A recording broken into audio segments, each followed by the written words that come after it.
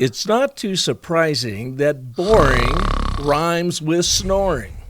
If you, like me, believe that B2B selling shouldn't mean boring to bored, then this episode is for you.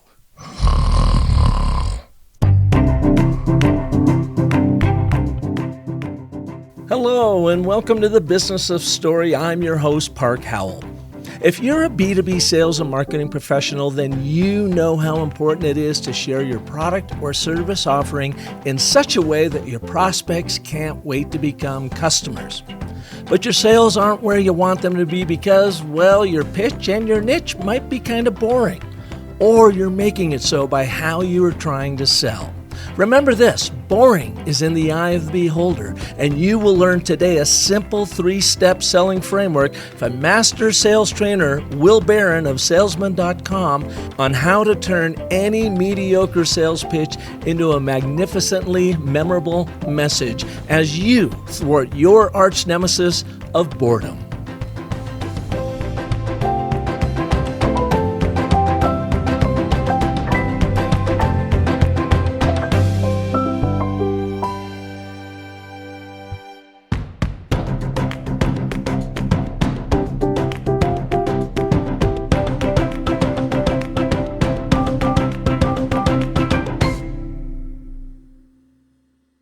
As you'll hear on today's program, I introduce Will Barron to the ABT, the and, but, therefore, Agile Narrative Framework, as it aligns beautifully with his approach to sales training. Lately, I've noticed on LinkedIn that more and more people are pointing to an increasingly famous video clip of Matt Stone and Trey Parker, the creators of South Park, on how they approach storytelling. This was a clip I learned about from my ABT mentor, Dr. Randy Olson, way back in 2013. It's actually the inspiration for the and, but, therefore. Now, you may or may not like South Park and its rather sketchy humor, but it's hard to argue with their success. South Park began airing on Comedy Central in 1997 and has aired 328 episodes to date. Stone and Parker not only created the show, but they also write, direct, edit each episode, and are the voices for many of the characters. They have won numerous Emmy Awards for Outstanding Animated Programming, including in 2005, 7, 8, 9, and 2012. But here's the thing that really underscores their approach to storytelling. There was a documentary created in 2011 called 6 Days to Air that shows Matt, Trey, and their staff creating an episode of South Park literally in 6 days.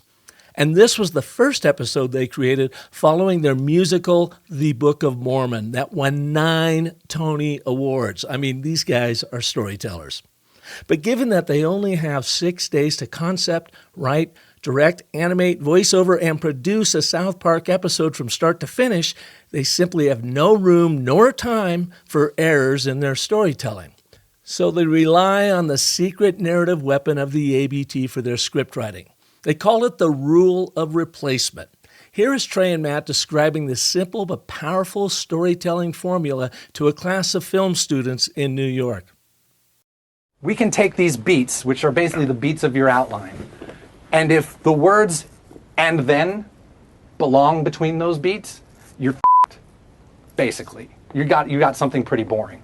What should happen between every beat that you've written down is either the word "therefore" or "but." And that's why you get a show that feels like, okay, this to that, to this to that, but this, here's the complication, to that. Yeah, you see movies that you're just watching, it's like, this happened, and then this happens, and then this happens. That's when you're in a movie just going, what the f*** am I watching this movie for? Just like, this happened, and then this happened, and this happened. That's not a movie, you know, that's not a story. Like Trey said, it's those two, but, because, therefore, that gives you the causation between each beat, and that makes, that's a story. Yeah.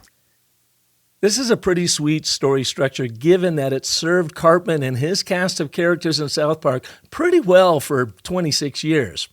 Stone and Parker didn't invent the ABT. It's actually been around since the beginning of recorded storytelling. But they recognized its power as a narrative template, and the rest, well, is animated comedy history. The ABT is the story tool you can use to thwart your nemesis of boredom, especially in B2B sales and marketing. Because as Will Barron will show you, every selling journey is really a story you are co-creating with your buyer. So the entirety of the sales process is a story that you're building with the buyer. And that is key, right? You're building it along with them. And you want to diagnose their problem. To do that, you've got to understand where they are, their current reality, series of questions on that. Then you want to understand where they're trying to get to, their future reality. And then you want to ask questions like what I just asked then, or what I demonstrate then, of what's stopping you going from one side to the other yourself. And there's going to be some kind of roadblock. It could be financial, it could be kind of, intellectual, that they don't have the expertise to solve the problem. It could be time-based. There's only a handful. But once you understand where they are, where they want to get to, if they're a good fit to work with you, then you can start painting the picture of, hey, I think we can get you from one side to the other. Will is on a mission to turn traditional sales training on its head and make selling simple. His hit show, the Salesman.com podcast, is the world's most downloaded sales podcast with over 700,000 downloads a month. He's also been awarded the title of New and Noteworthy Show by Apple Podcasts. Will's flagship Salesman.com Academy training program has over 2,000 students who generate over $992 million in new revenue each year. And he is the author of Selling Made Simple, Find and Close More Sales Using Proven Step-by-Step Frameworks. So please welcome to the Business of Story, and I promise you he won't be boring, Will Barron. Will, welcome to the Business of Story. Thanks for having me on, Park. I'm looking forward to having a good chat with you, mate. Now, I can tell by your accent you're not coming to us from Phoenix, Arizona. Where are you coming to us from? I am up in the north of the UK in Leeds, in beautiful Yorkshire. Leeds is, questionable how beautiful that is, but Yorkshire as a county is truly beautiful. So I'm up in this part of the world. Now, what's wrong with Leeds? It's just a city. It's a lovely city. In my sales career, I lived all around the country, and I chose to specifically move here.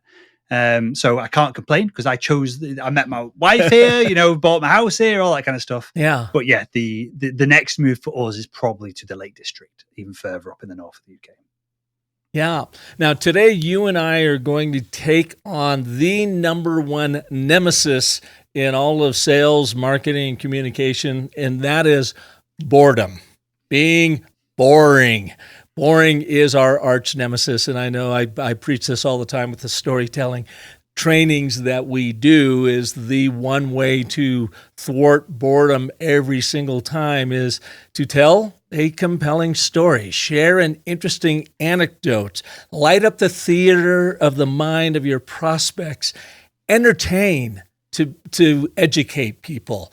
And that's how you overcome boredom. But how often have we all sat through courses and lectures and presentations and, oh my God, we're staring out the window and we're like, who produced this stuff? So you had that experience that kind of kicked you into this world of helping us overcome boredom. Why don't you give us a little bit of your backstory and how did this all come to a head with you? I'll give you the 1 minute intro to how I got into sales training. So I was working medical device sales. I very literally came home to a place when I first moved in here in Leeds, beautiful Leeds, and I Googled how to get better at sales training. And it was men with suits that made them look ridiculous because they were so large and boxy and baggy. It was women with massive shoulder pads under their jackets talking absolute nonsense of basically how to manipulate a potential customer to get them over the line, to close a deal. It was all 80s, 90s, early 2000s sales training content. And I knew damn well that working in medical device sales, if I said any of this to any of the surgeons that I worked with day in, day out, because it was, 30% sales, 70% training, account management, looking after the equipment that was literally inside a person, helping them hopefully save their life or have a kind of major impact on their life. If I said any of this to the surgeons, surgical staff, the theatre staff, the procurement teams, I would just be thrown out. I'd never be allowed back in. There's potentially millions of pounds worth of accounts lost overnight. And so then I started my own podcast, the Salesman Podcast, back 9-10 years ago at this point, to try and interview people to really work out, if I can't literally say this, what can I say instead? What was another approach?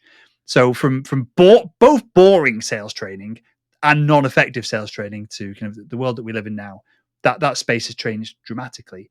But I don't think sales pitches have changed. I think they're still incredibly boring. I think business cases are boring. And there's a few things that we can get into here that we can perhaps, I might not be able to communicate it as articulately and as poetically as what you can, but maybe as a gorilla of a salesperson, I might be able to give a few of the listeners a few tips from that side of things. Now, what were some of the lines that you heard that were just ridiculous and you thought, I can't possibly say those, they'll throw me out of the place? Like stuff like mirroring, this idea that you can build deep rapport with someone if they lean to one side and you lean to one side, or they put a hand on the face and you put your hand on the face. There is probably some evidence that when people are in rapport, they do follow each other and they go back and forth. But to try and influence that, you feel like an idiot, so you're incongruent in what you're doing, and so it feels uncomfortable. And then that is then what is mirrored in the other person. They feel uncomfortable at your incongruence. But then if they've read a sales book or a book on influence and they notice what you're doing, and you are overtly trying to, at that point, not influence them but manipulate them because you're doing it from, I guess, altruistic means, they're just going to tell you to get stuffed and get out of there, right? So that's a classic example. Feels like that could be a Monty Python skit. Yeah. Couldn't don't you see, couldn't you just picture John Cleese in there as the executive you're selling to?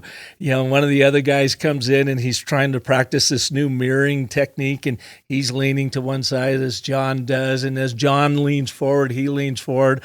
But then John sneezes. So what does this guy do? He's got to make up a sneeze. And then it goes from bad to worse. Just, you know, and Cleese is like watching this go down, like, what in the hell's going on? And every crazy reaction he's doing to this person, mirroring him, he's getting the exact same reaction in response. And it could be absolutely hysterical, ludicrous, all at the same time. It sounds like an episode of Fawlty Towers where he's trying to influence his wife to let him go and play golf or go to the pub or something. That's what came to mind as you said that. Fawlty Towers. Oh yeah, another great show. What? Give us another line. Another one of your favorite, most ridiculous sales training lines out there. So another one that it's still used, and I have to drill it out of. Sales.com Academy, we've had over 2,500 people come through the program now, and this comes up regularly still. Of super close-ended closing questions of, would you like to? The cliche one is, would you like to sign the contract today or tomorrow? Would you like, the used car sales example was, or the new car sales example would be, would you like this car in red or blue? Not would you like the car, but bullying you down the funnel and the process of saying yes to something that you haven't actually agreed on yet, getting a step ahead. And again, same thing. It makes the buyer feel uncomfortable, which then reduces rapport and makes them put up this guard that we all have, because no one wants to deal with a salesperson, especially a slimy salesperson who you know damn well they're trying to influence and manipulate you. But then it's uncomfortable for the salesperson as well. It makes you feel bad as a salesperson. And that's why most people in sales roles don't stick to it as a career. They're in for 2 years, they're out for 2 years, and then they end up in recruitment or something sales adjacent, where they're still using the same dodgy processes, but to even less of an effect. Okay, we've got 2 down. Give me one more of the most ridiculous sales tips you've ever heard. Ridiculous. So now we're getting to the point when because the closed-ended questions is a whole series of questions and a process and a technique. The body language in the influence side of things is a whole series of ways to manipulate people. But just the whole premise in general that your job is to get the buyer to say yes is fundamentally flawed from my perspective. Our goal with all the training that we do is to help facilitate the buyer to make a decision. And so if you're in a position as a sales professional, a small business owner, an executive, even if you are you're doing learning design or you're running the learning management software in an organization, if you're having to force feed someone something they don't want, that inherently makes it boring, which we can circle back to. But when you are bullying someone down a specific pathway and there's no other choice or seemingly no other choice in front of them, they just don't want to work with you. And so it's much easier to put what they want first, which makes things inherently less boring. And so you facilitate the buyer to make a decision one way or another. And if that doesn't work for you and the business that you're in or the situation you're in, that's because you don't have enough pipeline and you've not done the hard work of booking enough meetings. If you've got enough meetings in your diary, you don't have to be weird about sales. It's just, this person's a good fit. You should get started. You should work with us. This person isn't a good fit. Okay, let's communicate that in a polite way and move on. It all then fundamentally comes down to pipeline. But that's the hard thing. And no one wants to train anyone on that. No one wants to teach people on that because that is a measurable element of the sales process.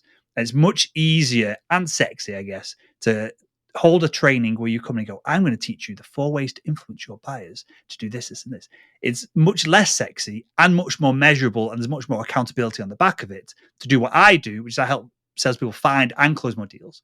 In that I will help you book X number of meetings, which is the number of meetings you need at a certain closing percentage rate to get the job done, to hit your quota, to make a bunch of money, to go down that route. So you were in medical sales and felt like you needed additional training, and that's when you went in and took this course and thought, this is the most ridiculous thing I've ever seen, and therefore created your own sales training platform. What was it? What were you lacking? What, you're already in sales, you're doing it. What did you feel like you were missing out that made you take that course in the first place? So it wasn't a course. It was podcasts, it was YouTube videos, it was online blog content. And there's kind of a gap in between me starting my own training program and platform in that I started interviewing people. So you were resourcing this from a number of different venues. All over. I tried no nonsense. I tried absolutely everything. And there are a few great sales training companies out there, but there's not many. Most of it is kind of mum and pop, single dude, single lady going out there and just blagging their way through it. Which is a problem because you've not got data, you're relying on anecdotes, you're relying on feelings as opposed to using the scientific method to prove one way or another what is effective, what isn't effective in the marketplace. So you need a certain amount of clients, or you need access to a certain amount of data to be able to not make an assumption, but to be able to make a hypothesis and prove it one way or another. So we've got an assessment over at salesman.com. 40,000 people have been through it at this point, and we know with relatively high statistical significance the specific traits of high-performing salespeople, because we can compare them against the traits that low-performing salespeople have. And what are those? There's a bunch of them. There's a bunch of really obvious ones, right? Things like assertiveness. If you are not assertive in your ability to ask questions, you will never be able to ask the hard, difficult questions that need to be asked to help the buyer make a decision to move forward or not. So you've got assertiveness. Then there's a few counterintuitive ones as well, like people pleasing. So you may think that being a people pleaser would be a positive trait for a salesperson, in that if you go above and beyond and help this person and you keep helping them over and over and over and over again with no regard for anything you're going to get back in return, people would like that. The reality is that they don't. The most effective salespeople are not people pleasers. They exchange value. Hey, I'll get you the quote tomorrow morning if we can jump on a call tomorrow afternoon and run through it just to make sure it's a fit.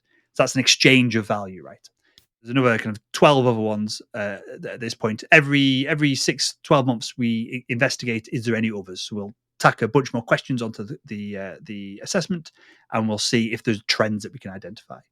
But the example of the kind of the key ones that, and again, not rocket science, productivity, the ability to simplify a process, essentially understand that you take away the nonsensical stuff, that leaves the good stuff. The process is essentially more efficient instantly. There's kind of bunch of others that we can touch on them if you like. Mm-hmm. So how do you then, if you are currently wrestling with a boring pitch in a boring niche, what do you do? What are the first steps to get out of that and overcome that nemesis of boredom and really be someone that lights up the room, lights up the imagination of that buyer sitting across from you, talking about the hard stuff, not being the people pleaser of saying, here's the main problem you're dealing with, and maybe you're not dealing with it quite yet, and we need to do that, and I've got a way forward for you. So how do you overcome boredom? So the first thing is to understand, you might have a definition of this, and I don't. It would be useful to have a definition, but it's to understand what boredom is, and then the fact that even without a clear definition, boredom is a perception. What you find boring, I might find incredibly interesting. I like doing adventure and landscape photography, mountain photography. You tell someone that, hey, you ask someone, do you want to go and spend 2 days walking up a big mountain and taking a picture in the snow and freezing your nuts off as you do it, to maybe get a photo at the end of it that maybe goes on the wall of your house that no one really sees and nobody really cares about. A lot of people would say that would be boring. That is the absolute funnest thing that I do in my life. I absolutely love it. So the boredom is a perception of the topic. And so you've got to put the right topic in front of the right person, especially when we're talking about the corporate world. If you're doing any outbound or if you're doing any pitches or presentations, there's 3 criteria. And we can think of them being in a Venn diagram. We've got to get the right message in front of the right person at the right timing. And if any of those 3 start to fumble, then the pitch, the cold outreach, the business case, the meeting falls apart and it becomes boring because it's not tailored to a person. It's not the right message that they want to hear or they're going to benefit from. And then the timing is a multiplier, right? You get the right message from the right person, layer on the timing, as in the business is on fire, we need help immediately. Then they're going to be way more receptive to it, whereas they might find it slightly more boring if the business is plodding along fine and they don't feel like they need your help. So we want to go into the idea of like first principles and really distilling all of this down. Unless you've got the right message for the right person at the right time, nothing that you're going to do, it might become entertaining, and so which inherently might make it less boring, but it's not going to be useful. Like, my goal is to help people find and close more deals. It isn't to necessarily just put smiles on people's faces in the boardroom, but then you walk out there and they think you're a clown and they were never going to buy from you in the first place. So it's really circumstantial then. How do you mean? I mean, overcoming that boredom is that person has to be in the right mindset, the right time. The business is on fire, that you come in and then you make your pitch. They're already inspired to find a solution to a problem they have. They just may not know that you've got that answer for them. So that inherently takes the boredom out of it because they've got urgency in their buying journey at the moment. So that's the skill of a sales professional, right? Or business person.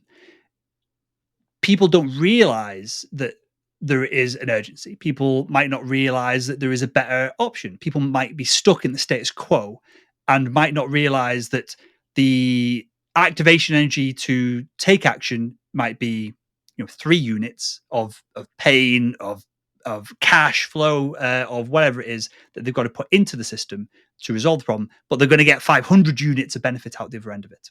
So the goal, using great questions, which if you ask good questions, they're inherently interesting and entertaining versus terrible questions, which are boring.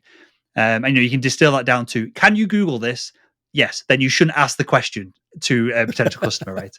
So that's it. If you can Google it, if they can find it on their own, don't ask. So you want to ask them surprising questions that are very relevant. Can you Google it? Get rid of the questions that pull buying temperature out of the deal. That gets you to neutral. So you're not really making progress. You're just treading water. You've got to ask questions that make the prospect go, I've not thought about it from that perspective before. Or, maybe we could change. And so those kind of questions add value to a conversation. And then after that first meeting, people want you to come back. It becomes less of a push sales process then and more an exchange of value. They invite you in essentially as a consultant to have a conversation with them.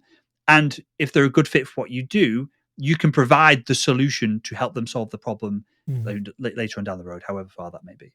Do you have some go-to questions that you use, or at least starter questions, to get your own brain thinking about different ways to illuminate the problem that they currently have? So it would be disingenuous for me to just say that there's 10. I would be one of those sales trainers that like inspired me to start a podcast and doing sales training. If I was like, there's 4 magic questions that you should ask to elicit a entertaining and profitable conversation. And you would need a big oversized suit to be able to pull oversized that off right now. So, and a terrible, even worse webcam to reduce the quality of our conversation. but to be practical, it's questions like, what's stopping you from doing this yourself? So you have a conversation. They understand that there's a problem, and you go, okay, great. Well, you seem to have a lot of resources here. What's stopping you from doing this yourself? And you know that 9 times out of 10, they haven't done it because they don't have the expertise, they don't have the time. There's not many variables that they can throw back at you at that point, which allows you then to go, okay, well, we have the expertise. Would it make sense to spend this to get spend X to get Y ROI on working with us. Or if they don't have the time, okay, great. Why don't you push all that pressure onto our shoulders? We can come in, we can do the implementation, we can do the training, whatever it is. Take that off your plate. If your biggest barrier to solving this problem is time, let us deal with it instead. So that's the kind of question that helps a potential customer go, you're right, I probably could solve this. I'm unwilling to solve it because of this. Maybe I do need help. Maybe there is a solution out there to solve this problem. How do you see storytelling playing into this, and especially in B2B?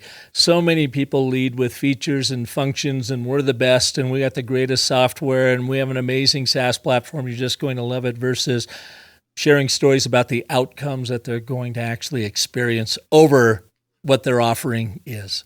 So the entirety of the sales process is a story that you're building with the buyer. And that is key, right? You're building it along with them.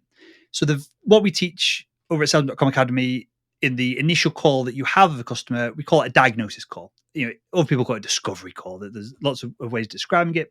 But essentially, you want to put your hat on, or the hat of a doctor, of a GP, of a general practitioner, and you want to diagnose their problem.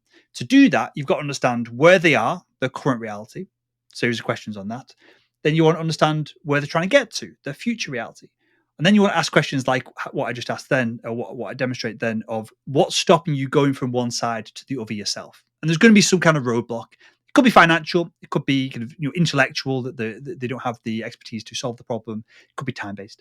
There's only a handful. But once you understand where they are, where they want to get to, if they're a good fit to work with you, then you can start painting the picture of, hey, I think we can get you from one side to the other. So it's nothing about features, because nobody cares about the button in the app or whatever it is. No one cares that Will Barron's going to come and do some training. That the feature is my face, I guess, in that perspective, what comes out of my mouth. People barely care about the benefit of that. What they actually want is that third step, which is the desire to be resolved. What is the thing that they're looking for? Someone comes into a shop, you try and sell them a spade. They go, well, yeah, they're not that interested. Well, then you start talking about the hole. So that the spade being the feature, the hole being the benefit. The hole that you can dig with this, you're gonna be able to dig this hole faster. It's going to be quicker. It's going to be more concise. Whatever it is. What they really want is a way to bury the body for the person they've just murdered on the way over. So if you skip that, they might not need a spade at all. They might. I was going to go with a tree, but a dead body. I like the dead body. Okay, tree's boring. Dead body's not. They might prefer a quicker solution. I don't know, like a bag of bricks and a chain to wrap around the feet and throw them off a bridge. Whatever it is. But when you focus on features and benefits, you start trying to cram this down the buyer's throat, which is what most salespeople do. That inherently gets the buyer to put this shield up, which we all do, which we know we're being influenced. We know that this person is trying to get something from us. But when you think of it of what does this person desire? Can I help them get there? So the buyer is the hero in the story.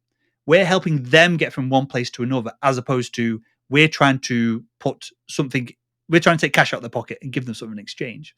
When we are, when the buyer is Frodo carrying the ring of all the burden, and we're Sam helping them get to Mordor to get rid of the ring, that's when they will lean into it, and they want to hear more, and they want to spend time with you because they want to be the hero of that journey. So that's how we can build a story into the sales process. And that starts from literally the first call that we have. Even your cold outreach, that should be a hypothesis of the pain that they're in and the potential better future you can help them move towards.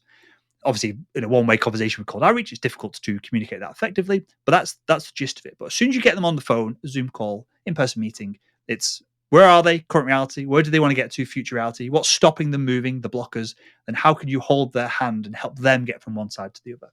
That's how you close deals in the world that we live in.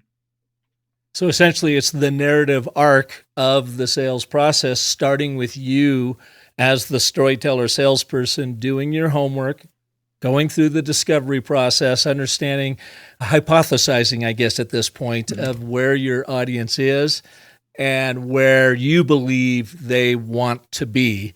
And then backfilling what is the major problem, the gap that is keeping them from getting there, and presumably you are uniquely positioned to help them get what they want through your product or service offering. One slight change of it's not the sales process, it's the buying process.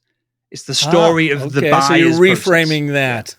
All right. And you know, and that could sound like some psychological gobbledygook that salespeople try to do so that they can feel better about manipulating someone, right? But that's not the point. The point is that when you genuinely frame it up from how can I help the buyer make this transformation, then the rest of your job becomes a lot easier, and you're going to make a lot. I'm here to help people make money, right? That's what I'm really here for. But that becomes a lot easier when you frame it up of how do I help this person solve this problem in hopefully a unique, interesting way via your product or service. When you frame it up like that, the next step, that rather than thinking of the steps of the sales process, you think of the steps of the buying process. It's much easier to help someone move along the buying process than it is to force someone along a sales process. Yeah, it falls beautifully into our ABT or and but therefore narrative framework, and I don't know that you are familiar necessarily with that, but it does begin. It's the three forces of story, of agreement, contradiction, and consequence that you use in everything from framing what your sales presentation or buying presentation is going to be to how you actually deliver it. And you start with that statement of agreement after you've done your due diligence with your buyer, right? Or on your buyer, you start with who they are, what do they want relative to your offering, even though they don't realize what your offering is. You've done your discovery to this point, and why is it important to them? So you're developing that shared vision for tomorrow of what they want, and you're demonstrating that you understand who they are and appreciate what they want in life. The first two forces to building trust, right? Then you insert the but statement of contradiction. But you're frustrated you don't have it because of this major problem. You get them nodding like you're nodding right now, agreement. And like, yeah, now you're demonstrating the empathy you have for them because you've underscored the emotion that they are experiencing, the frustration in this case, because of this major problem. So you're amplifying the pain of what that problem is or why they aren't achieving what they're trying to achieve. And then the therefore is your statement of consequence, Act 3, if you will, in the story structure.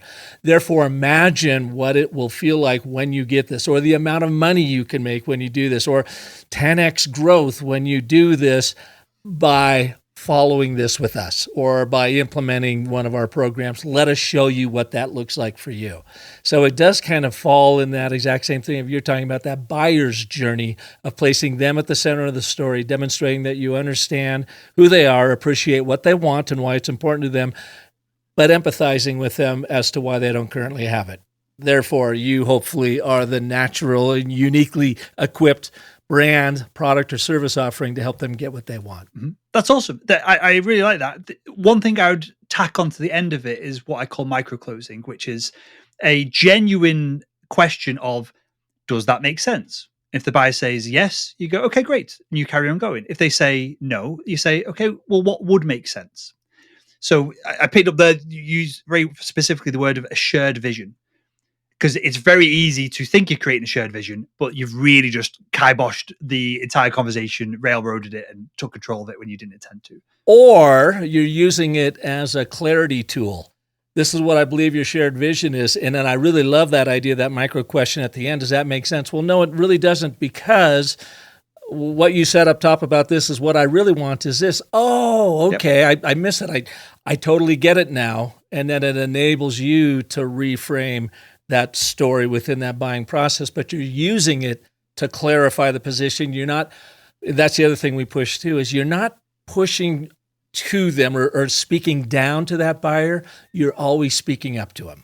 Here's what I believe. Oh, I'm off on that? Okay, great. Thank you for clarifying my belief. Now that we are really super clear on what you're looking for, you are either the right fit or you're not. Mm-hmm. But now you're not wasting their time or your time. Yeah, you hear me like stumbling on my words of like frustration here, because the buyer will coach you to help them solve their problem. They may not coach you to close a deal because they don't care if you close a deal, make a commission, pay your mortgage, or end up on the streets. They don't care. They might care after you've been working with them for 10 years, and they might look out for you a little bit. but they will very literally coach you. They'll tell you what you need to do if you position it as, as you're describing. We're helping you solve this deep, painful problem. They'll tell you exactly what you need. They'll make introductions. All you've got to do is ask that question of who else needs to be involved in this, to get this over the line. If they're unsure, because that's a relatively open-ended question, you can say, usually when we deal with companies your size, we need to get the CFO involved to get this signed off. Do you think that's the case for you? Yes or no. If the answer is no, okay, well, who else needs to be involved to get this signed off? Just allow them, give them the opportunity to help you. Because again, if you are doing things the right way, if they are qualified to do business with you, and they, from the perspective of that you can help them, you truly can help them solve a problem, and the problem is painful enough that it's worth jumping out of the status quo that they're stuck in to solve the problem, 9 times out of 10, they're going to help you. And you can't gather that information via the internet. You can't Google it, because a lot of it is then based on thoughts, feelings, emotions of an individual or a group of individuals. And obviously, until we can just wire our brain into the person's brain next to us and have a very literal conversation at that point, until we can do that, we need to ask questions to understand and disseminate all this information. I love that idea. The buyer will coach you on how to make the sale to them if you're just paying attention and asking the right questions and being there truly in a consultative position where you're there to help, not to sell. Then the sell kind of takes care of itself at that point. Yeah. Providing you're the right fit. Well, the only caveat to all of this, and I do say this regularly, is you've got to be selling a product or service that people want. If you're selling a load of trash, this all kinds of falls apart, and you probably need to go back to the slimy, greasy way of doing things, in which case you should change job, right? Someone with the same amount of skill or even less skill can be in a different, I'd call it like a wealth vehicle than what you are. And if that vehicle is poised for success in the marketplace, they could very easily then ride it.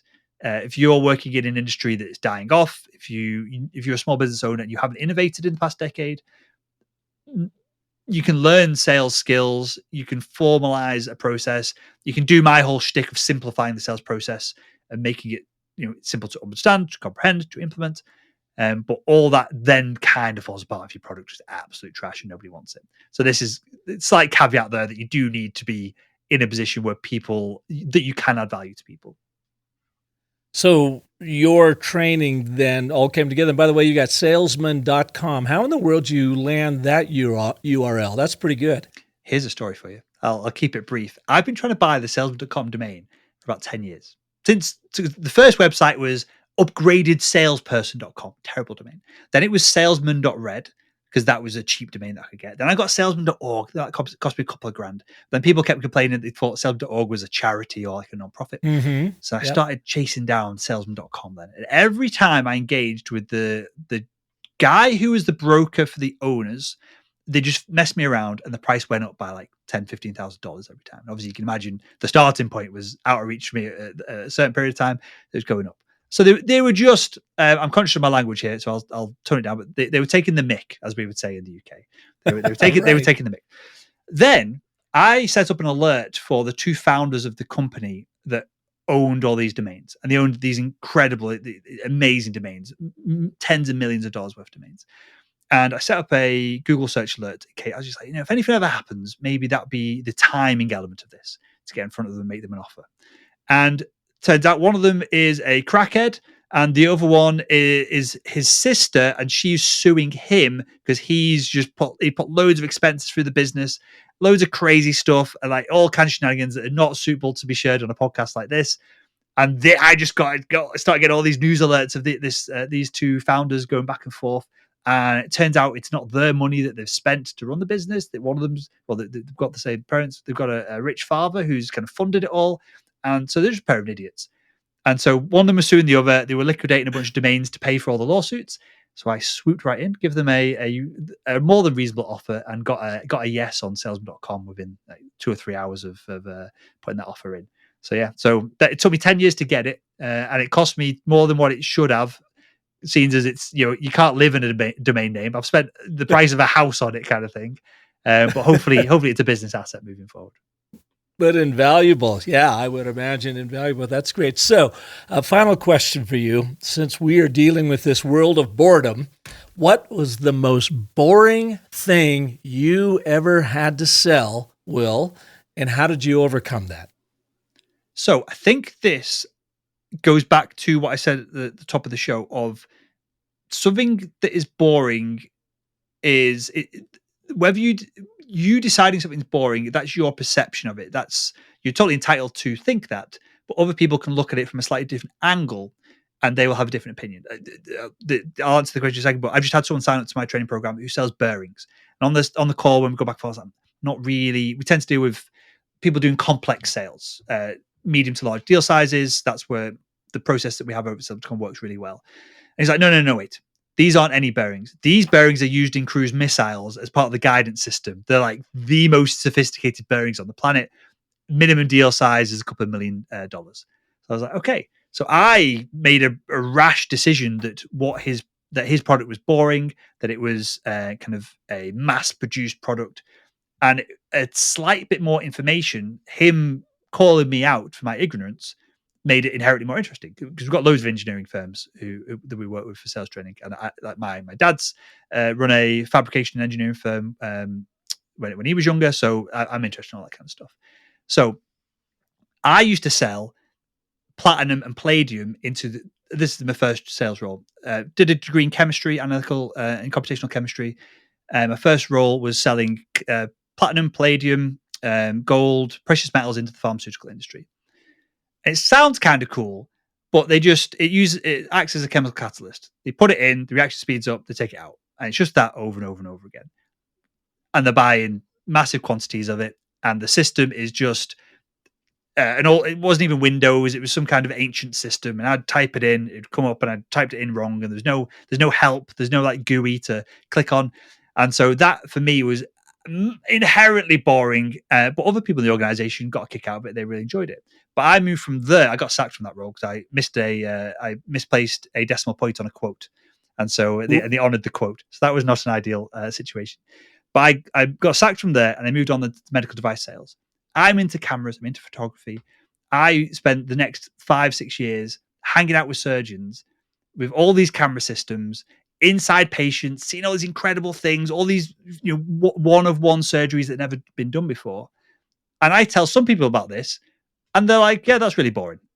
So the point of that kind of tale to bring it back is, hopefully that story wasn't too boring as I say it. But the point is that it's just a perception. You just got to find the right message within your rhetoric. You got to put it in front of the person who's inherently going to care about it. And if there's a timing element to it, that makes everything inherently less boring. Because as I said, if your house is on fire, you might think the fire department is boring 5 minutes ago. If your house is on fire, you're probably going to find the fire department quite interesting in that very moment. So boring is in the eye of the beholder. Yeah, that's a more articulate way of saying it. I appreciate that.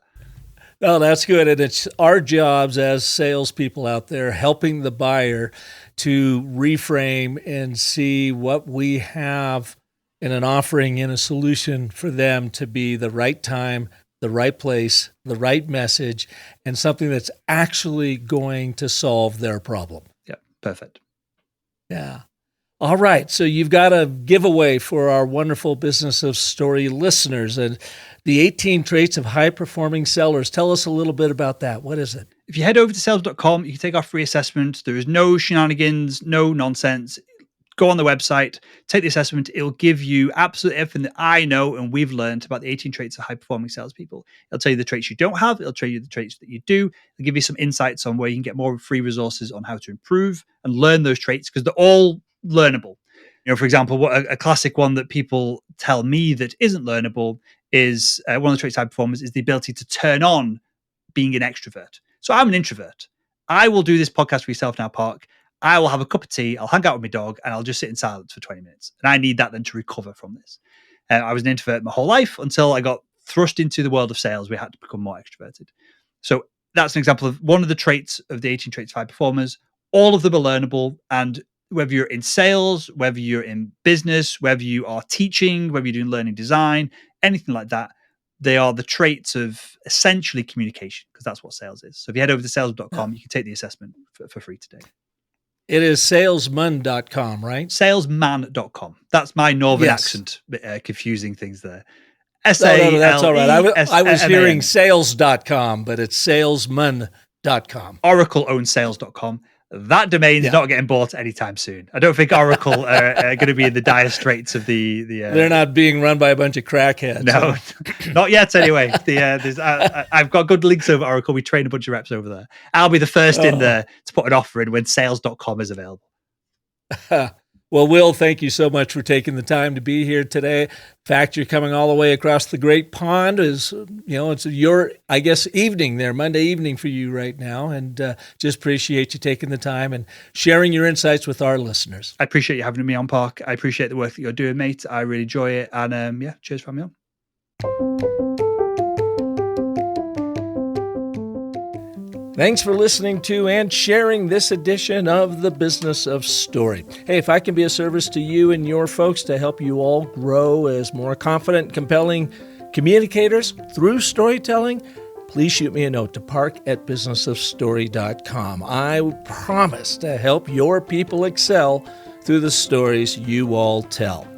Big shout out to Marissa Hill for marketing and community development on our show, Caden Howell for editing and producing The Business of Story, and to Darius Holbert for composing our custom theme music. Please join us next Monday when Hugo O'Doherty of movingtocanada.com will share how they use storytelling to connect immigrants with locations throughout the Great White North and how local brands can help them more easily start their new life in Canada. Until then, remember that the most potent story you will ever tell is the story you tell yourself, so make that one a great one. Thanks so much for listening.